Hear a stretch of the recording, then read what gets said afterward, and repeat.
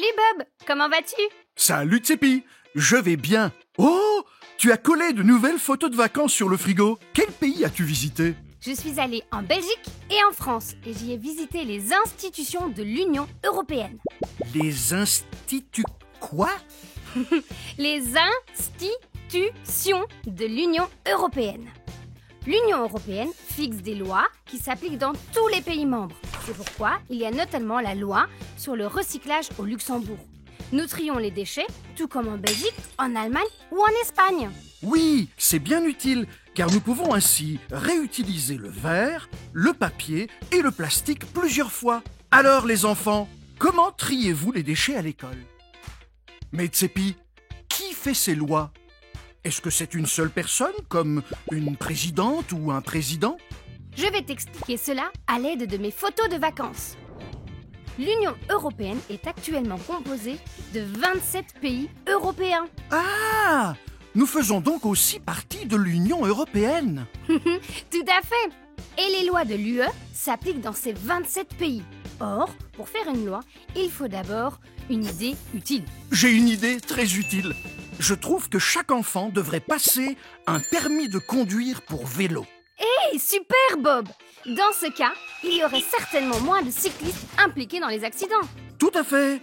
Et vous les enfants, avez-vous peut-être une idée pratique dont l'Union européenne pourrait faire une loi?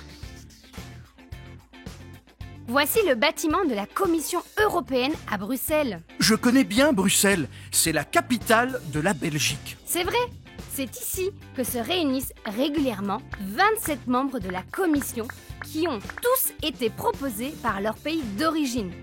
Ils et elles discutent de ce que l'on pourrait faire de mieux dans l'Union européenne. La Commission pourrait donc aussi discuter de mon permis de conduire pour vélo. Exactement. Si la Commission est convaincue par ton idée, elle transmettra ta proposition au Conseil des ministres et au Parlement européen. Voici le bâtiment du Parlement européen. J'en ai déjà entendu parler. Il se trouve à Strasbourg, en France, n'est-ce pas? Oui, tout à fait, Bob. Le Parlement est composé de 720 députés. Ils et elles viennent tous des 27 pays de l'Union européenne et ont été élus par leur population. Et ici, tu vois le Conseil des ministres. Ces 27 ministres viennent de tous les gouvernements des pays membres de l'UE et discutent des propositions de loi sur des sujets spécifiques, comme par exemple les écoles, la sécurité routière ou l'environnement. Le Conseil des ministres se réunit régulièrement à Bruxelles ou à Luxembourg. Et ensuite, le Conseil des ministres et le Parlement discutent de ma superbe proposition. Exactement. Souvent, ils ne sont pas tout de suite convaincus par une idée. Dans ce cas, il faut modifier la proposition de manière à trouver un accord commun.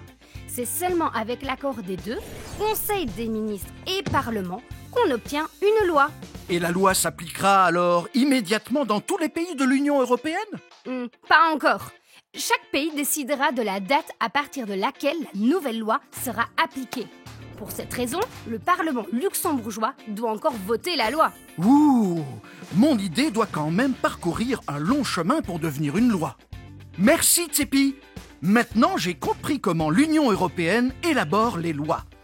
Et que ces lois ne sont pas faites par une seule personne, mais par 3 instituteurs. Institution. Eh bien les enfants, j'espère que j'ai pu vous aider et que vous pouvez maintenant mieux vous imaginer comment l'Union européenne travaille à Bruxelles, Strasbourg et au Luxembourg. Adi, à très bientôt. Au revoir les enfants. Tchuss.